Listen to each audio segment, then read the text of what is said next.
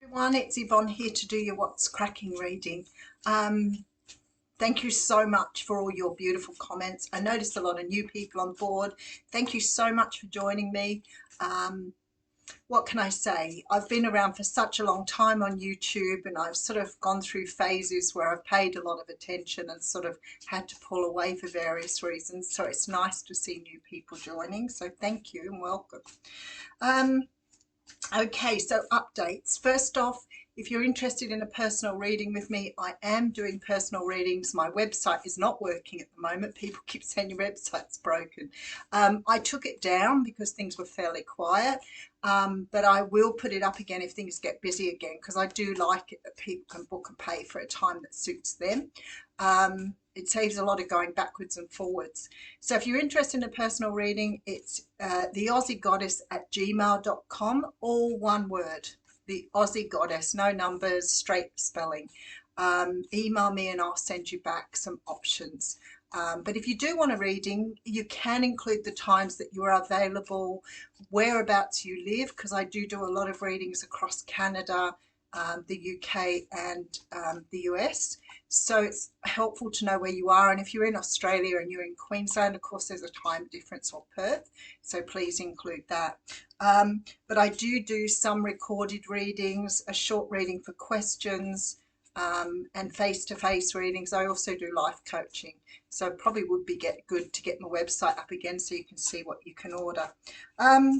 If you are interested in a membership with me, and thank you to the new people who have joined me and taken out membership with me, at some stage or another I will ask for your email address so that I can contact you if I need to. I did discover yesterday though that I can use the Facebook Live for doing a members reading. So we're going to use that, which is awesome. I'm very happy with that. So I'll work out a time each week, and if you want to join me, you can. Yesterday, a lot of people wrote and said I'm working at this time, or I'm obviously in a different country. So it just means that maybe sometimes we only have a small group because only a few of us can get together. So this week I'm going to Wollongong on Friday, so there'll be no readings Friday morning unless I get up extremely early, which I do. But at this stage, there will be no readings on Friday. I'll be back on Monday. All right, we're going to use the Universal Celtic Tarot for your reading today.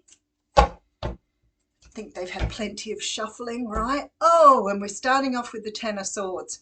You know, as I always say, there are no good and bad cards in tarot. They're just not good or bad. What they are sort of there for is to give you a heads up on what's going on.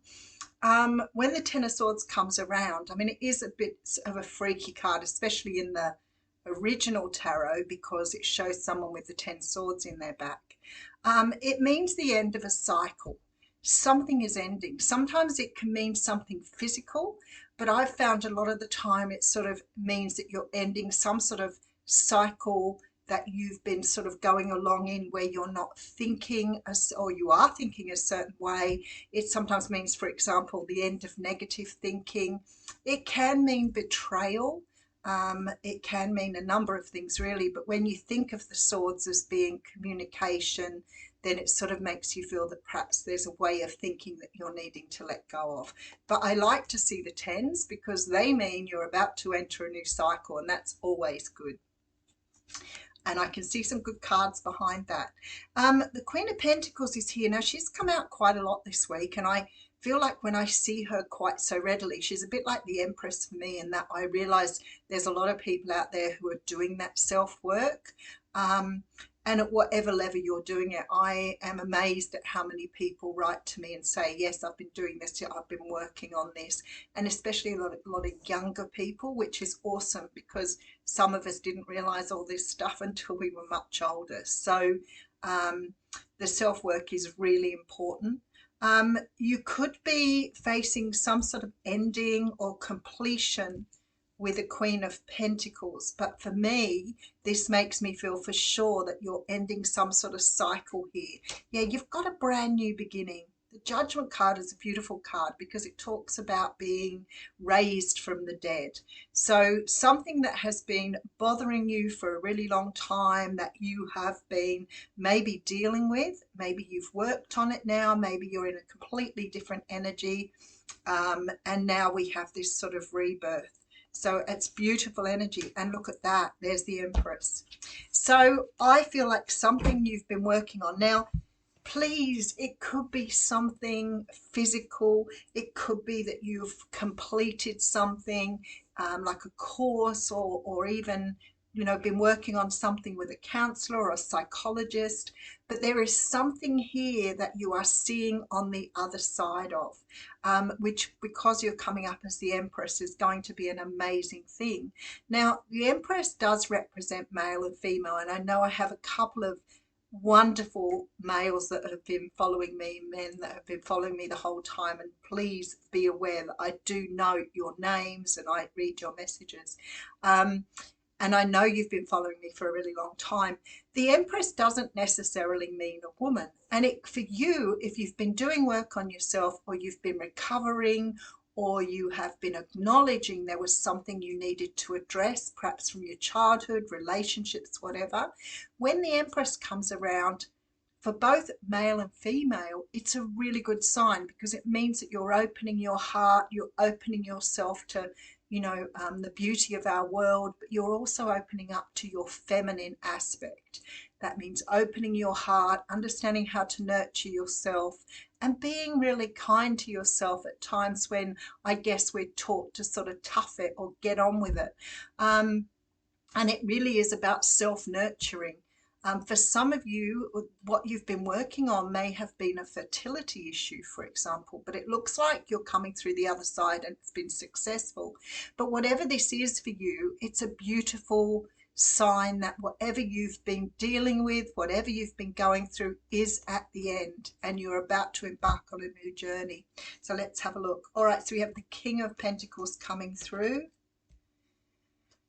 Wow, okay, with the Six of Wands, that's the Victory card, the Two of Swords, and the Three of Pentacles. So I have to say to you, I feel like you are actually not doing this because you've sort of pushed yourself to do it. I feel like there has been some sort of decision to do something about something, because the Victory card is here. So it's almost like you've gone from, you know, feeling defeated with that Ten of Swords to really feeling like you've accomplished something.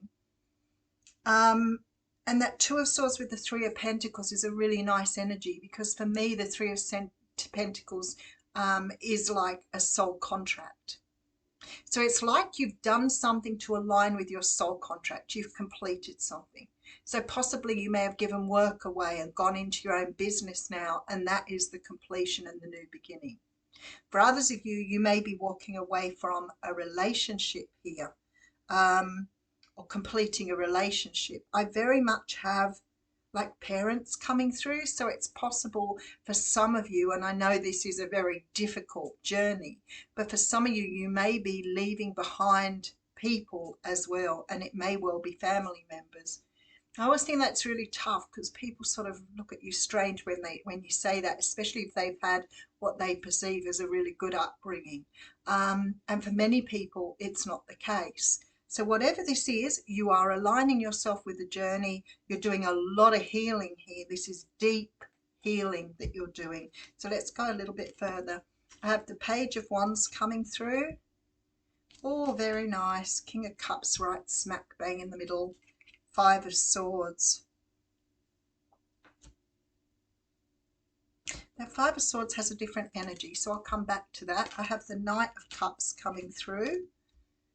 Oh, with the Fool card. That's just perfect. All right, the Seven of Wands at the end. Some sort of strength you've gained from doing this. And the Seven of Swords. You know, the Seven of Swords for me with the Hierophant, I just put some extra cards on that because it really did need to be clarified. I feel like somebody has helped you complete this cycle.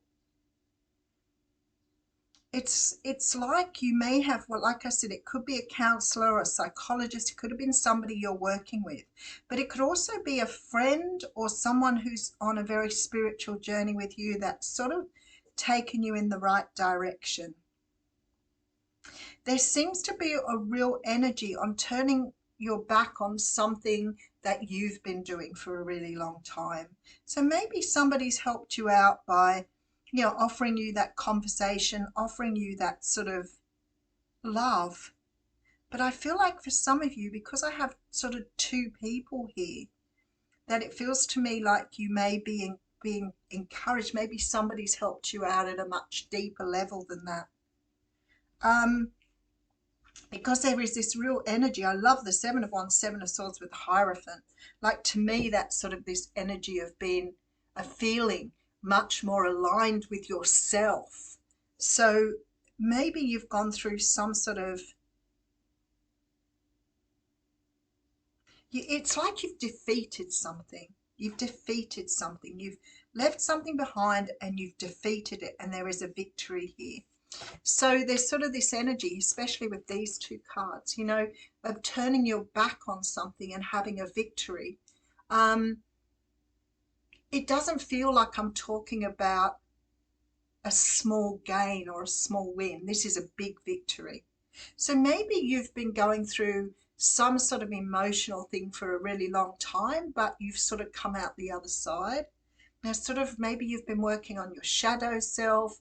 Maybe you've been working on a particular aspect of yourself that you haven't been able to come to terms with.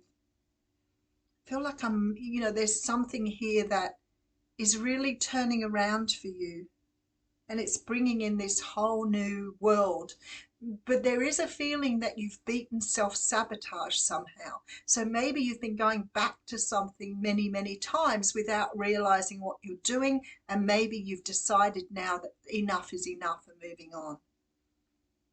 But whatever it is, there's a really beautiful energy that you are coming through something that perhaps has been extremely difficult for you, and I feel like you're coming through the other side of it now. All right, so we have the ending of something. And I feel like here, well, the reward looks endless for me here. So there's some sort of rebirth here. We do have the Empress coming through here. So I feel like somehow or another and the Wheel of Fortune. So maybe you've worked out that you can't control your world. Like, maybe you've understood now how to allow things to unravel, or just learning to flow with things, because so many people have trouble with control, and control for most people is because you don't feel in control of your world. You feel like you've got to always fight for everything, or you've always got to push to get something. And the more you let go and the more you just allow things to open up and unravel the way they should, the easier life becomes. It's that whole thing of being able to say whatever comes, like living in the moment. And it's so important to learn how to live in the moment. I was talking to somebody about this yesterday, because when we live in the past, we become depressed. We look back at things all the time, and we look back at when we were happy, or we look back at, certain things, but we don't realize how that can pull us back. I'm not saying you shouldn't look back at things, not at all. But sometimes we can become so ingrained in our past that we forget to live. And if we're always looking ahead, wondering what the next best thing is, we're going to create an energy of anxiety. So when we're looking always at what's going to happen next week, next month, when will this happen, when will I meet someone, when will I do something, then we put anxiety on ourselves. How long is this going to last? Where am I going to go? When am I going to get a job? And the anxiety becomes so much more. Now, I'm not saying it's not hard. I'm not saying it's not hard, because that would be unrealistic of me. We've all been through these times. What I'm saying is, the more you learn to live in the moment, the easier life becomes. Whatever will be, will be. I'm not going to worry about anything. I might have plans. I will definitely make goals, but I'm certainly not going to worry about all the small stuff. And I remember somebody writing a book on that and calling it Don't Sweat the Small Stuff. So let's have a look and see what Spirit will add to that. We're going to read a card from the White Light Oracle. I noticed the other day both decks are Alana Fairchild. Here we go. This is a Hertz one. 528 Hertz, Mandala of the Heart. Beautiful cards, aren't they? Sometimes I think some of my most beautiful cards I rarely bring out, which is a bit of a shame. I should bring them out more often. 17. Okay, so 528 Hertz, you might want to look that up because those are healing energies for you. So if you're needing some healing, good idea. Sometimes aspects of our life fall apart or don't go to plan. This is so they can come back together in a beautiful new way. Trust in the goodness, in the inevitable blessing of your destiny falling into place. Do not trust your fears. Put your faith in the love of your heart. A heartfelt wish is going to manifest. So somehow or another that seems pretty beautiful for the reading. I'll leave you with that. Thank you.